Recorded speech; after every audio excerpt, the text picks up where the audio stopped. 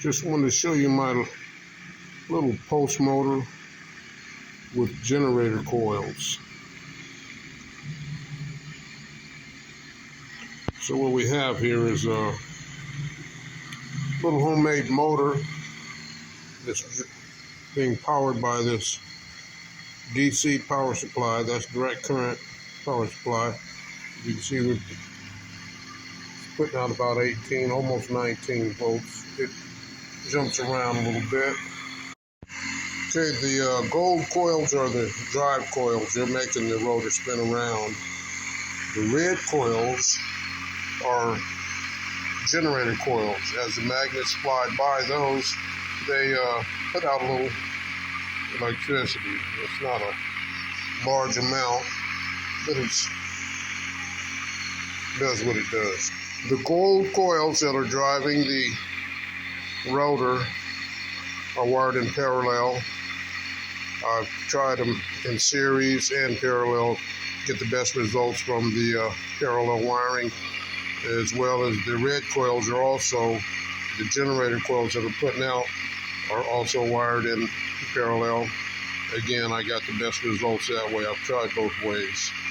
Anyway, the power from the coils are coming, from the red coils are coming out, going into that little transformer there, which is an old transformer out of an old microwave. It's stepping up the voltage from the coils, from the generator coils, stepping that voltage up, and coming out of the transformer to go into these lights to light them up.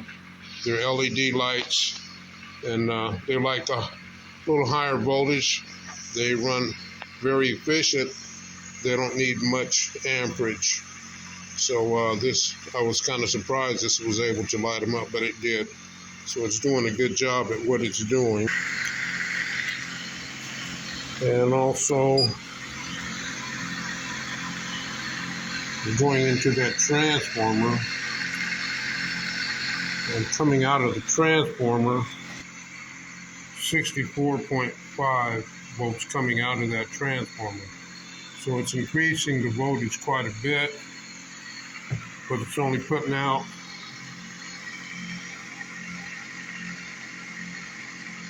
24.7 milliamps,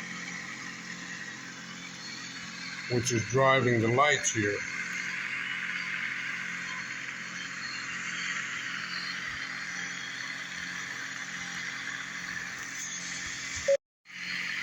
Some people would think that since we're putting in 18 volts and we're coming out with over 60 volts, that we're generating free electricity or over unity, which is not the case, because power cannot be calculated off of voltage alone.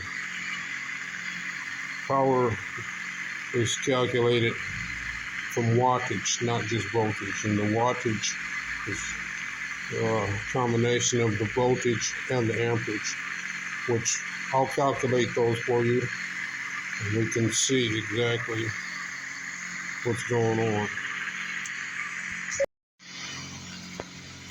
Okay, I've calculated our power into wattage, which is needed to get a better understanding of what's going in, what's going out. So in, we have 18 volts going in at 0.8 amps, which comes to 14.8 watts.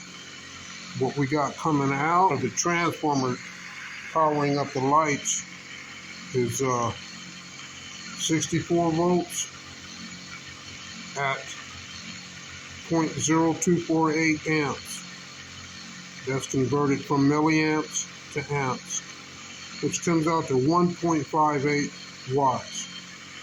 So we're putting in 14 watts and we're getting 1.58 watts. That is not free energy. That's not even efficient. A lot of people are claiming that they have free energy over unity just looking at the voltage input and output. Yeah, the voltage is much higher coming out, but the amperage is much lower. So don't let people tell you that they got free energy just by measuring the voltage going in and out. Let's rev it up one more time.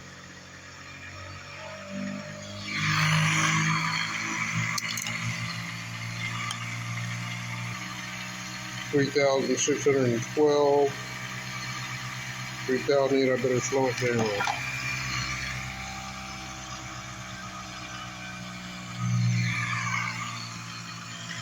Yeah, I've had those magnets come flying out due to the centrifugal force that this rotor's spinning.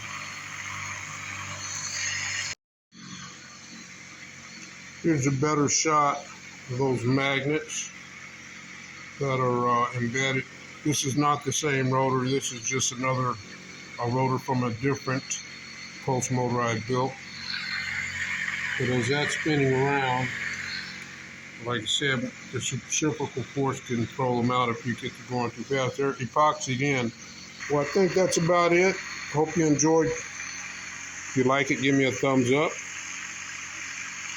I've got another video of a pulse motor, a real simplified version with just one drive coil, one trigger coil, and it explains how the pulse motor works in pretty good detail. You might want to check that out. I'll leave a link to that if you're curious as to how the pulse motor actually runs.